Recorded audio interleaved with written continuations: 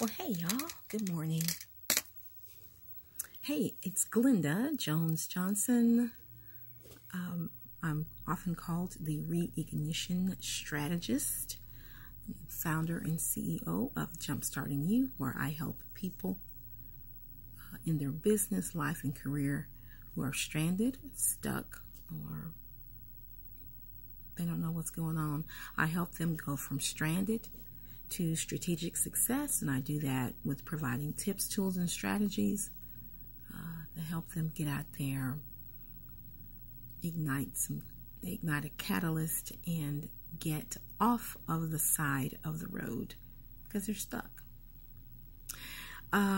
Listen, I was doing Facebook Live, 30 days, 30 ways to make room for more. We're coming up with an action plan to help you expand your capacity for more.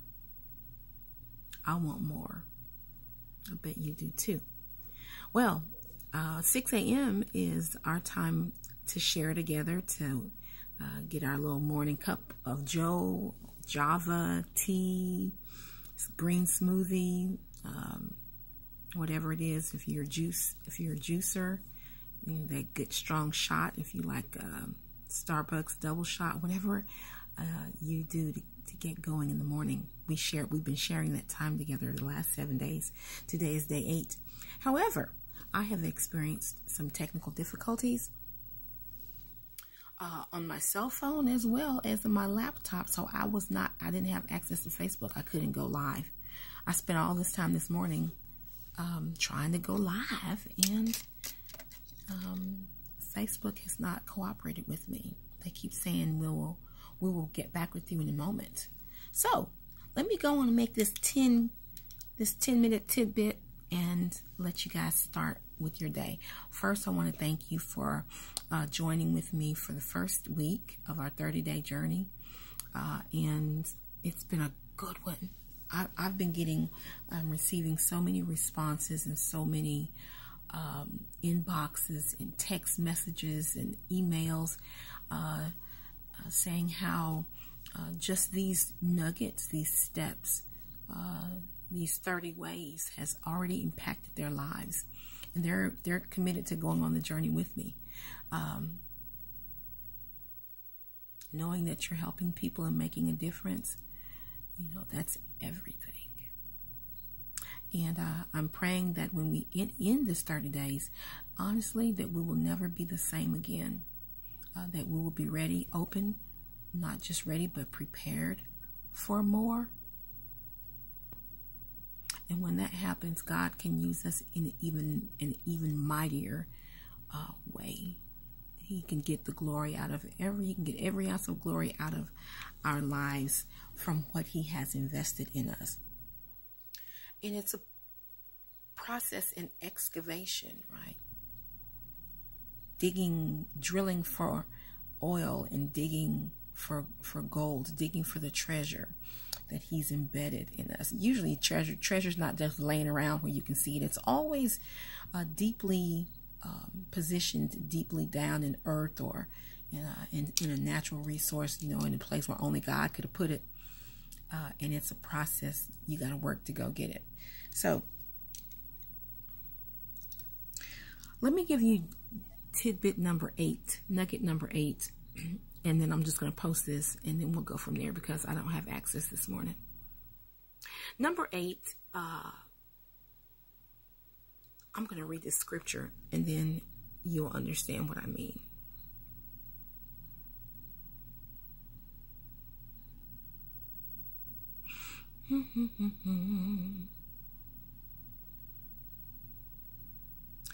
All right. In the book of Jeremiah, I'm going to read a couple of scriptures and then we'll get to the target scripture. Jeremiah 17, verse 7 says, "Blessed is the man that trusts in the Lord and whose hope is the Lord." Your hope is the Lord. Verse 8, "For he shall be as a tree planted by the waters, and that spreadeth out her rods or her roots by the river, and shall not see when heat cometh, but her leaf shall be green, and shall not be careful of the year of drought, neither shall cease from yielding fruit. That sounds so great. Then the very next verse says, somewhere all out of the blue, the heart is deceitful above all things and desperately wicked. Who can know it? That's one of my absolute favorite scriptures. The heart is deceitful above all things and desperately wicked. Who can know it? And then our core scripture, which is 9 and 10. I, the Lord, search the hearts. I try the reins, even to give every man according to his ways and according to the fruit of his doing. 9 and 10 just says, man, the heart is desperately wicked, deceitful and desperately wicked. We don't know ourselves, and then we lie to ourselves. Who can know it? In other words, we don't even know ourselves what we're capable of. Who can know it but God? And the Lord answers and says, I search the heart. I try the reins and even give to every man according to his ways, according to the fruit of his doings. If we go to our topic or our nugget number 8, it would be called profiling yourself. Profile yourself. And the word profile, a profile is a graph, a table, or a list of scores representing the extent to which a person, a field, or an object exhibits various tested characteristics. Characteristics or tendencies.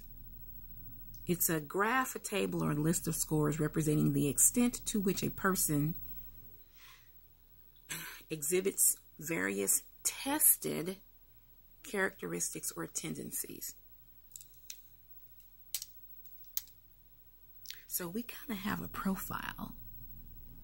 I see this meme often, and you guys may have seen it too. The meme says, I do not trust words. I even doubt actions, but I never doubt patterns.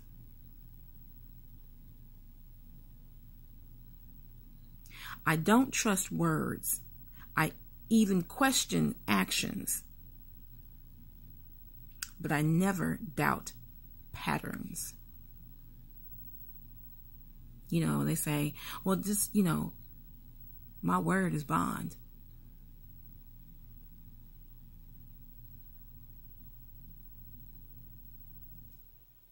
Don't watch what they say, watch what they do. We went from word to actions. Well, we're living in a day and time where you can't trust their words or your words. Sometimes you can even, you might question their actions, but you never doubt the patterns, the habits. The habits. Our words, behaviors, but what are our habits? All right. So the challenge today, the focus this morning is profiling yourself. And the profile, remember what a profile is? It's a graph, a table, or a list representing the extent to which a person exhibits various tested characteristics or tendencies. What's their pattern? So your job today is to profile yourself. We're always trying to profile somebody else. Because, they'll say, well, I said this or I didn't say that. Did I say this or did I not say this? Or if I didn't say it, I didn't mean it. Or, watch my actions, but what am I doing? That'll show you what my intents are. So today we're not trusting words. We're hardly not even trusting actions, but the patterns, that's what we can trust. That's what we can hang our hats on, because that's our behavioral cycle. So let's check this out. Profiling ourselves. Keep a journal of your goals, your concerns, your fears, and your dreams. Your goals, concerns, fears, and dreams. Review it at least once a year. Look for the patterns that reveal your core values. It will reveal your natural velocity. It will reveal your natural intelligences. And it will reveal your reoccurring situations. So I'm giving you guys like something to do throughout the rest of the year. Keep a journal of your goals, your concerns, your fears, and your dreams. Review it at least once a year and look for patterns that reveal your core values, that reveal your natural velocity, your natural intelligences, and reoccurring situations. Then you will realize how life ebbs and flows for you. Because, some of this stuff is not life, it's just happening to us. Some of the stuff we are actually creating. We are creating some things in life. And then you are to notice the natural cycles of life. And that is how you begin to know yourself. Profile yourself. They will always end up with the same person, the same personality type. Do I always handle my money this way? Am I an impulse buyer or impulse shopper? Do I take so long in making a decision that I miss a good deal?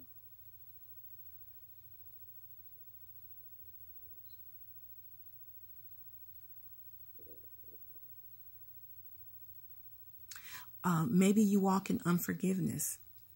You eventually forgive them, but it took you about 7 years. Well, that's a long time. It took you about a month. It may be more realistic. You were mad for a whole month.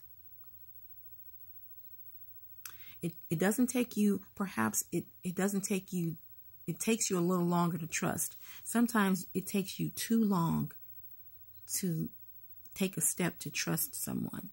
Not because they've been untrustworthy, maybe because you are mistrustful.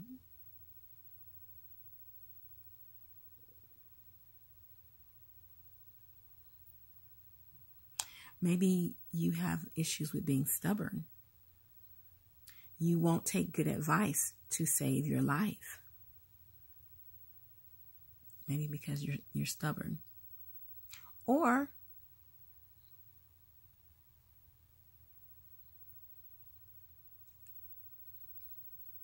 you think you're just trying to help somebody, but really you step out to try to help people all the time. I'm just trying to give them good advice. I'm just trying to help people, give them good advice. But maybe you're just actually controlling. Wow. Might be a little bit controlling. I don't know those things, but those are things that you, like I'm going to do, you should profile yourself. This is just June. There's a whole year for us to tweak, accept what we find, be honest with it, honest with ourselves about areas of improvement, start tweaking. But that begins with profiling ourselves, taking a deep dive, an honest look in the mirror about what we see. I'll say about what I see in me, and what you see in you. Because that is going to allow us to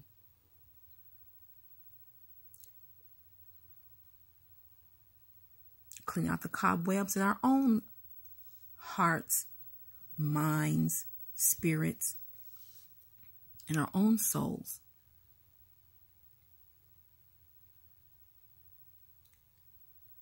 So I wouldn't say review it once a year, since we're already in the half of the year. Maybe we can go ahead and review it right now, review it again at the end of the year, and look for patterns. Look for patterns. I've already discovered some patterns, some cycles that I continue to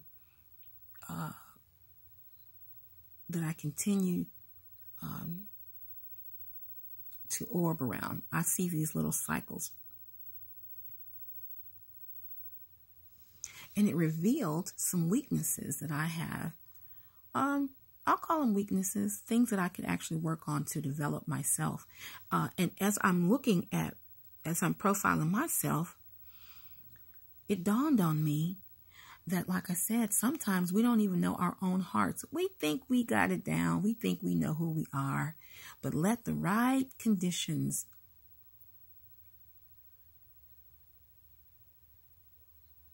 evolve and see how we behave.